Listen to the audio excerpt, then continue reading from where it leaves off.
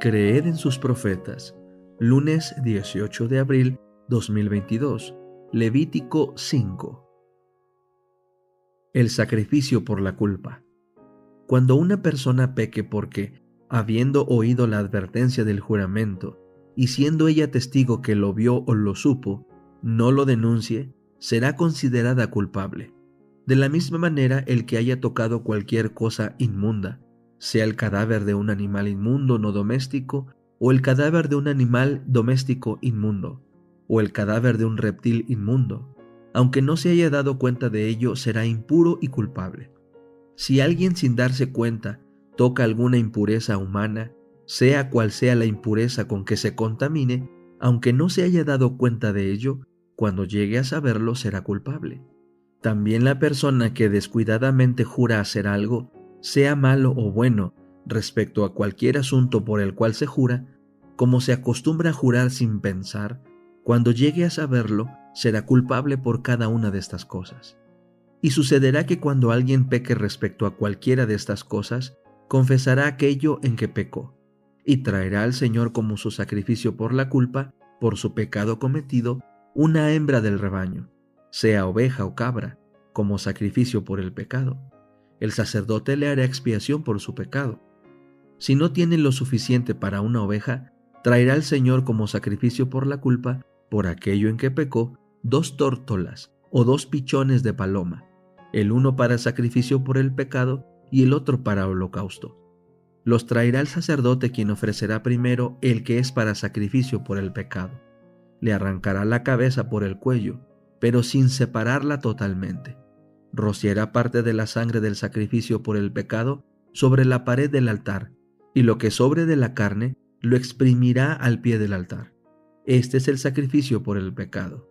Luego ofrecerá el segundo en holocausto, de acuerdo con lo establecido. Así el sacerdote hará expiación por él, por su pecado cometido, y le será perdonado. Si no tiene lo suficiente para 2 tórtolas o 2 pichones de paloma, por aquello en que pecó, traerá como su ofrenda 2 kilos de harina fina, como ofrenda por el pecado. No pondrá sobre ella aceite ni incienso, porque es una ofrenda por el pecado. La traerá al sacerdote, y éste tomará de ella un puñado como recordatorio, y la hará arder en el altar sobre las ofrendas quemadas al Señor. Este es el sacrificio por el pecado. Así el sacerdote hará expiación por él, por su pecado cometido respecto a cualquiera de estas cosas, y le será perdonado. Lo que sobre será para el sacerdote, como en el caso de la ofrenda vegetal. Además, el Señor habló a Moisés diciendo: si alguien comete una falta y peca por inadvertencia con respecto a las cosas sagradas del Señor, traerá al Señor por su culpa, como sacrificio por la culpa, un carnero del rebaño sin defecto, evaluado por ti en moneda del santuario. Él restituirá aquello que haya defraudado de las cosas sagradas, añadirá a ello la 5ª parte y lo dará al sacerdote. El sacerdote hará expiación por él con el carnero del sacrificio por la culpa, y le será perdonado. Si alguien peca transgrediendo alguno de los mandamientos del Señor respecto a cosas que no deben hacerse, aun cuando no llegue a saberlo, será culpable y cargará con su culpa. Él traerá al sacerdote como sacrificio por la culpa un carnero del rebaño, sin defecto, evaluado según tú lo estimes. El sacerdote hará expiación por él, por su pecado cometido por inadvertencia, y le será perdonado. Este es el sacrificio por la culpa, pues ciertamente es culpable ante el Señor. Servicio Cristiano, capítulo 11. La obra misionera médica. Haced frente en primer lugar a las necesidades temporales de los afligidos y aliviad sus problemas y sufrimientos físicos, y entonces hallaréis una avenida abierta al corazón, donde podréis plantar la buena simiente de la virtud y la religión.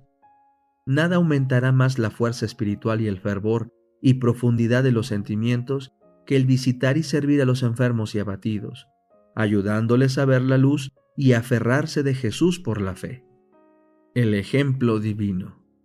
Nuestro ejemplo es Jesucristo, el gran médico misionero. Él sanaba a los enfermos y predicaba el Evangelio. En su obra, la curación y la enseñanza se unían estrechamente. Estas 2 cosas no deben ser separadas hoy. Los siervos de Cristo han de seguir su ejemplo. Cuando Él iba de lugar en lugar, confortaba a los dolientes y sanaba a los enfermos. Luego les exponía las grandes verdades referentes a su reino. Esta es la obra de sus seguidores.